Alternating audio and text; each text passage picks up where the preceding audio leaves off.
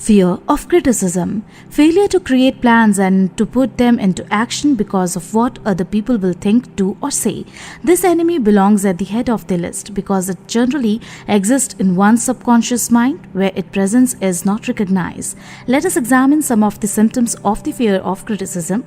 The majority of people permit relatives, friends and the public at large to so influence them that they cannot live their own lives because they fear criticism.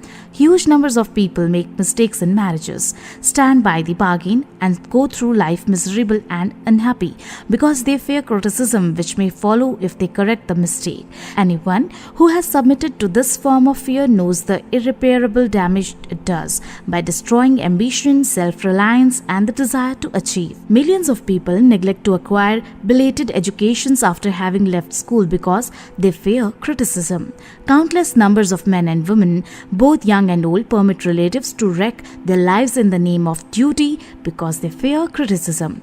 Duty does not require any person to submit to the destruction of his personal ambitions and the right to live his own life in his own way.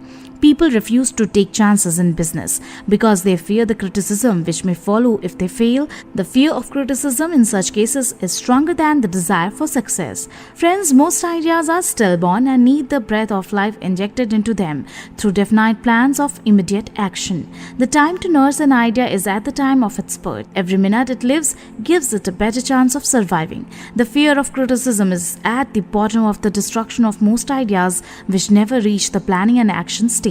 Friends, many people believe that material success is the result of favorable breaks. There is an element of ground for the belief, but those depending entirely upon luck are nearly always disappointed because they overlook another important factor which must be present before one can be sure for success. It is the knowledge with which favorable breaks can be made to order. Friends, during the Depression, W.C. Fields, the comedian, lost all his money and found himself without income, without a job, and his means of earning a living no longer existed. Moreover, he was past 60 when many men considered themselves old. He was so eager to stage a comeback that he offered to work without pay in a new field, that is movies. In addition to his troubles, he fell and injured his neck. To many that would have been the place to give up and quit, but Field was persistent. He knew that if he carried on, he would get the break sooner or later, and he did get them, but not by chance. Examine the first 100 people you meet, ask them what they want most in life, and 98 of them will not be able to tell you.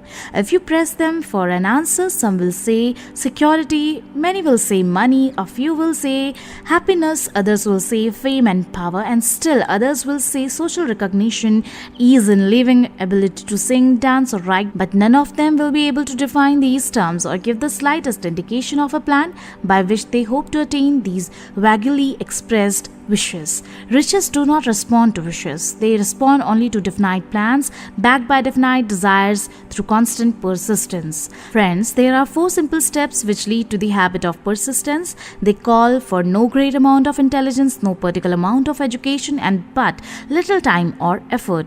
The necessary steps are: number 1, a definite purpose backed by burning desire for its fulfillment. Number 2, a definite plan expressed in continuous action. Number 3, a mind closed tightly against all negative and discouraging influences, including negative suggestions of relatives, friends, and acquaintances.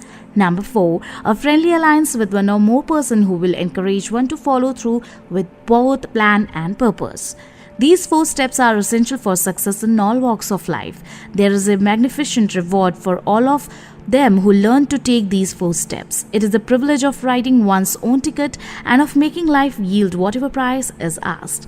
The rest of the words to be continued. How did you like the video? Please comment. Don't forget to share the video. I'm showing you these principles from the book Think and Grow Rich, Napoleon Hill. There are so many other useful principles. You can find it in the book. You can buy the book from the description. So please subscribe Weekend channel.